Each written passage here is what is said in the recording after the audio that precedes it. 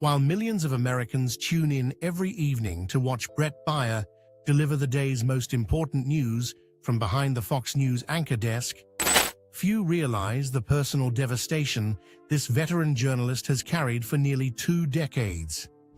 A newborn son, born with a walnut-sized heart, pumping blood the wrong way. 5 open-heart surgeries before his teenage years. A car crash in Montana that left the entire family trapped upside down in a frozen ditch. The sudden loss of the father who shaped everything Bret became. And perhaps most painful of all, leaked text messages that would shatter his carefully built reputation as one of television's most fair-minded reporters. This is the story of a man who spent his career delivering hard truths to America, only to face truths in his own life that no journalism school could have prepared him for. The year 2007 should have been nothing but triumph for Bret Baier. Fox News had just named him the network's White House correspondent, a prestigious position covering the Bush administration. His career trajectory pointed straight up, but as Bret was reaching professional heights he'd worked years to achieve, his personal world was about to shatter in a hospital delivery room. Amy Baier gave birth to their first son that year, a baby they named Paul. The delivery itself went smoothly. No complications, no warning signs, just another healthy baby entering the world, or so it seemed. But shortly after birth, one of the nurses noticed something troubling. The infant appeared pale, his color not quite right. What followed was every parent's nightmare unfolding in real time. Medical tests revealed a devastating diagnosis. Paul had been born with 5 congenital heart defects. His tiny heart, no bigger than a walnut, was pumping blood the wrong way through his body. The defects were severe enough that doctors delivered news no parent wants to hear. Their newborn son would need open-heart surgery within days. There was a very real possibility Paul might not survive to come home with his parents. Bret and Amy were Catholic, raised with deep faith, but nothing prepares you for watching your newborn son wheeled into an operating room. The couple leaned heavily on prayer during those terrifying first days. Bret would later describe his thinking during this time, expressing his belief that a loving God had a bigger plan for Paul and for their family. But in those early moments, faith and fear existed side by side. Paul underwent his first open-heart surgery as a newborn. The procedure was successful, but it was only the beginning of a medical journey that would define the Baier family for years to come. Over the following years, Paul would face 4 additional open-heart surgeries. Between the major operations came 10 angioplasties, medical procedures designed to keep his compromised cardiovascular system functioning. Each surgery carried life-threatening risks. Each recovery period brought its own challenges. The Baiers developed coping mechanisms to survive the constant hospitalizations. They created a family mantra they would repeat during the darkest moments. "We're one day closer to getting Paul home." It became their anchor, a way to measure progress when the road ahead seemed impossibly long. Even when home felt far away, they could see the light at the end of the tunnel, however distant it might be. In 2014, 7 years into their journey with Paul's heart condition, Bret made the decision to share their story with the world. He published a memoir titled Special Heart, with the subtitle A Journey of Faith, Hope, Courage, and Love. The book chronicled every terrifying moment of Paul's medical journey, giving readers an unflinching look at what families facing congenital heart disease endure. Bret wrote candidly about the strain Paul's condition placed on his marriage to Amy, the fears that kept him awake at night, and the faith that sustained them through the worst moments. The book served a dual purpose. It helped other families navigating similar diagnoses feel less alone, but it also directed all proceeds toward congenital heart disease research. The Baiers had discovered that nearly 1% of all births in the United States involve congenital heart defects, yet awareness remained low. Bret used his platform to change that. During this time, Bret received crucial emotional support from an unlikely source.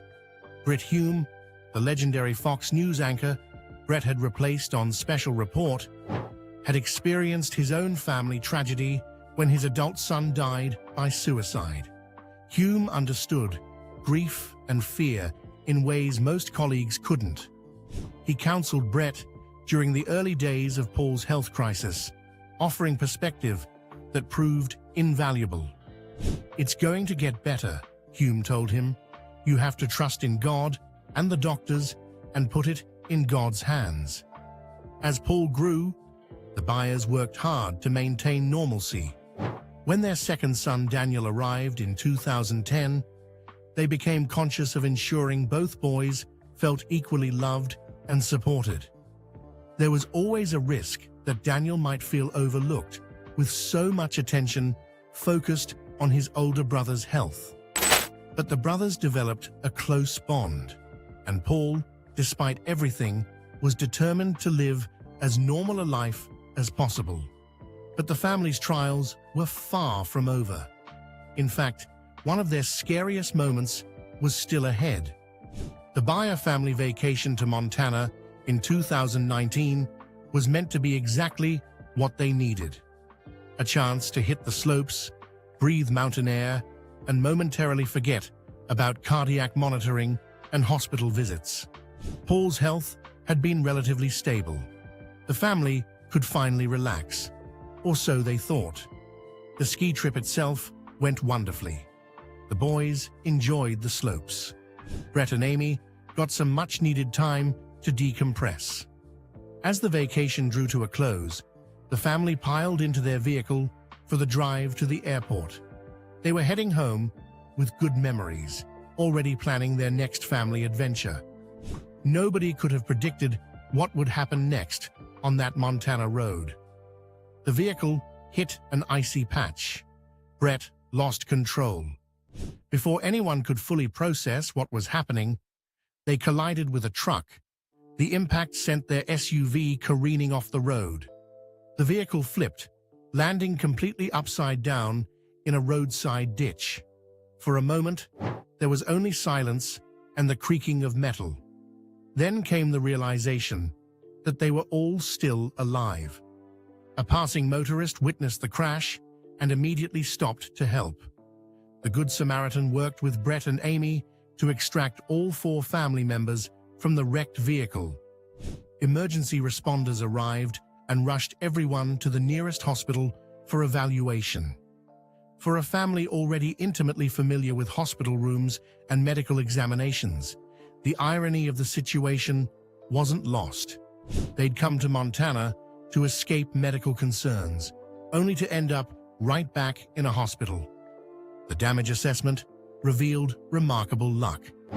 Bret suffered a concussion. One family member required 14 stitches on their chin. Another had a jostled tooth that would need dental attention. A sprained ankle rounded out the list of injuries. Miraculously, no one sustained life-threatening trauma. They were, as Bret would later describe it, banged up but alive.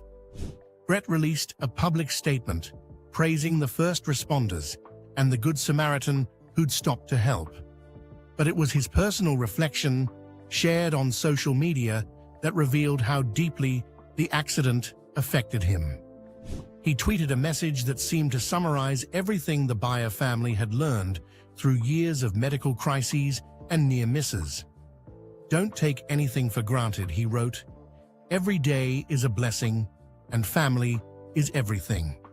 It's always good to remind yourself of that before something does it for you." The accident served as yet another reminder of life's fragility, something the Baiers already understood better than most. But they had little time to process the trauma. Just months later, in 2020, Bret's phone would ring with news that would bring a different kind of pain. Bret's father had been diagnosed with cancer. The disease progressed quickly. Within months of the diagnosis, Bret received word that the end was near. He traveled to be with his father, and the entire family gathered for his passing. Bret later expressed gratitude that his father didn't suffer long and that everyone who loved him got to say goodbye. The loss hit Bret harder than he'd anticipated. He'd discussed his relationship with his father in a MarketWatch interview just 3 years earlier, detailing how profoundly his father had shaped his work ethic. From the teenage landscaping business Bret had run to the way he approached his job as a news anchor, his father's influence ran through everything. The lessons about hard work, integrity, and dedication came directly from watching his father live those values daily. The online community offered an outpouring of support when Bret announced his father's passing.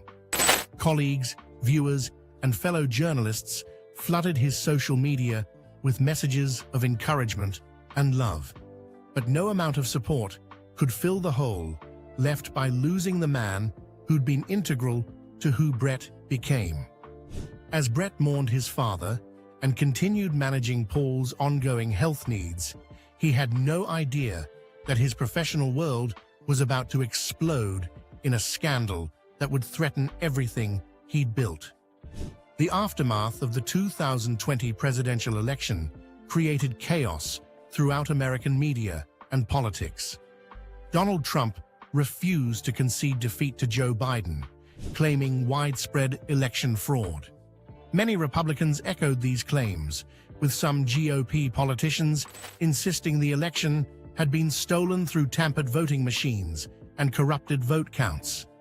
The allegations targeted one company in particular. Dominion Voting Systems manufactured electronic voting equipment used across the country. In the weeks following the election, the company became the focus of increasingly wild fraud allegations. Conservative media personalities claimed Dominion's machines had been programmed to switch votes from Trump to Biden. The accusations lacked evidence, but spread rapidly through right-wing media circles. And Fox News, Bret's employer, became one of the loudest amplifiers of these claims. Multiple Fox News personalities routinely pushed unsubstantiated statements about Dominion's equipment. Night after night, anchors and hosts suggested the company had played a role in stealing the election from Trump. The network's audience, overwhelmingly pro-Trump, responded enthusiastically to these narratives, but Dominion wasn't going to let the accusations stand unchallenged. The company filed a massive defamation lawsuit against Fox News, seeking $1.6 billion in damages. Dominion accused the network of deliberately destroying its reputation with false claims that its executives knew weren't true. The lawsuit triggered extensive discovery proceedings, and Bret found himself questioned and investigated as part of the case. Text messages between Fox News personalities were subpoenaed. Internal communications were scrutinized. And what emerged painted a troubling picture of how the network operated during the election. For Bret, the real tragedy of the Dominion situation went beyond the lawsuit itself. As Fox News pushed farther right in the wake of Trump's loss, Bret found himself increasingly isolated within his own workplace. He'd built his career on measured, fact-based reporting. He'd earned respect across the political spectrum for his fairness. But now, he watched his network abandon those principles in favor of keeping its audience happy. Bret made a decision that demonstrated where his priorities lay. He pitched a special episode that would systematically examine and debunk the election fraud claims spreading through conservative media. The special would show Fox News taking voter concerns seriously while still prioritizing facts over feelings. It would be a moment of journalistic integrity, proof that the network could balance serving its audience with serving the truth. Bret submitted the proposal and waited for a response. He's still waiting. The special was never made. His pitch was never even answered. As the Dominion case proceeded, Fox News fought to keep internal communications private. But eventually, some of those private messages leaked to the press. The Daily Beast obtained text messages between Bret and Tucker Carlson, one of the network's biggest stars. What those texts revealed would change how many people viewed Bret Baier forever. The messages showed Bret and Tucker discussing Fox News' decision-making around calling election results. The network was receiving intense backlash from Trump supporters angry that Biden was winning states. The texts revealed that Bret acknowledged the network's core audience wasn't happy with Biden's success and needed reassurance. More damaging still, Bret wrote that he was personally pressing network decision-makers to slow down their election calls. In one message, he stated he'd press them to slow things down and predicted they would slow walk calling Nevada for Biden. The texts proved prophetic. Fox News did indeed become the last major network to officially call the election for Joe Biden, holding out long after other news organizations had made the call. Before the texts leaked, Bret had largely avoided speculation about his motivations during the 2020 election. His reputation as an even-handed journalist had protected him from the worst of the criticism directed at Fox News. But the messages dealt a devastating blow to that carefully cultivated image. Here was documentary evidence suggesting Bret had allowed political considerations to influence news judgment. The man who'd built his career on objectivity appeared to have compromised his own standards to appease an angry audience. For journalists, few accusations cut deeper than the suggestion that you've let politics override facts. The leaked texts suggested exactly that. In the end, Fox News settled the Dominion lawsuit for $787.5 million, one of the largest defamation settlements in American media history. The network released a statement acknowledging that certain claims about Dominion had been false, but the damage to Fox News's credibility and to Bret's personal reputation couldn't be undone with a settlement check. The question of what Bret had been willing to compromise in service of partisan politics would follow him. Yet even as his professional world crumbled, his personal life continued to demand every ounce of strength he had left. Despite the professional turmoil surrounding the Dominion scandal and the leaked texts, the Baiers never lost sight of what genuinely mattered. Paul's battle with his heart condition continued, and the family's mission to help others facing similar struggles drove them forward even as controversy swirled around Bret's career. The Baiers had become major figures in the pediatric cardiology community. They established themselves as leading voices in the Children's National Hospital Foundation, based in Washington, D.C., where Paul had received most of his treatment. Bret leveraged his public platform to raise awareness and funds, helping to generate over $1 million for the hospital through various charity events and fundraising initiatives. Amy joined the foundation's board, taking an active role in shaping the organization's priorities. In 2023, the couple made their most significant financial commitment yet. They donated $1 million to Children's National Hospital specifically to establish the Baier Family Congenital Heart Disease Research Program. The program focuses on advancing treatment options for the condition affecting nearly 1% of all births in America.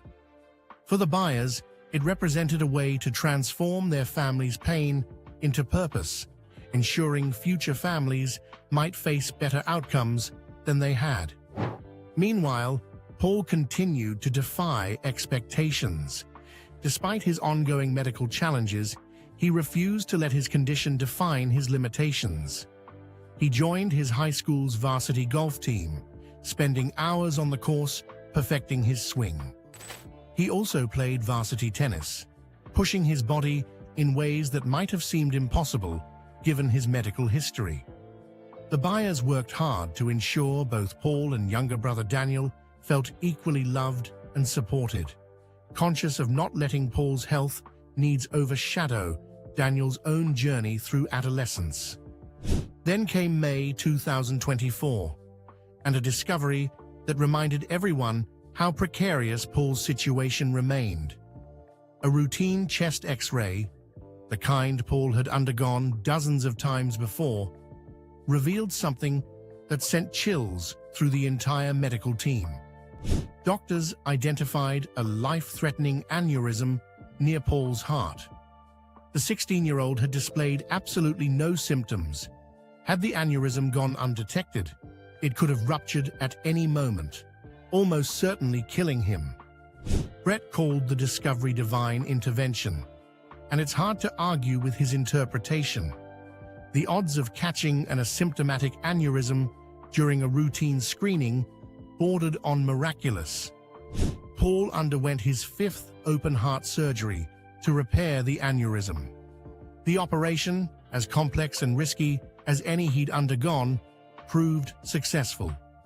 Just 5 days after the surgery, Paul was discharged to continue his recovery at home. Throughout their journey, the Baiers remained committed to openness about their experiences. They understood that sharing their story helped other families navigating similar diagnoses feel less alone.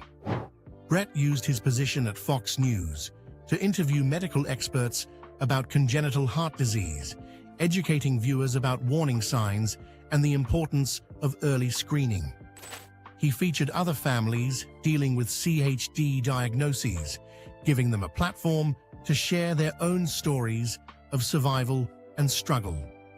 The message the Baiers consistently shared with other families facing similar crises centered on hope and perspective. As hard as things might seem in the moment, they emphasized, there's always reason to believe things will improve. Trust in the medical professionals. Lean on your faith if you have it. Hold tight to your family. Take things one day at a time, because tomorrow isn't promised, but it also isn't predetermined. Today, Bret Baier continues anchoring Special Report each evening, delivering news to millions of Fox News viewers. But he's fundamentally changed from the ambitious young journalist who joined the network back in 1998. The years of medical crises, personal losses, and professional controversies have reshaped his understanding of what matters. Paul, now approaching adulthood, requires ongoing cardiac care for the rest of his life. His doctors can't predict exactly what the future holds. There will likely be more procedures, possibly more surgeries.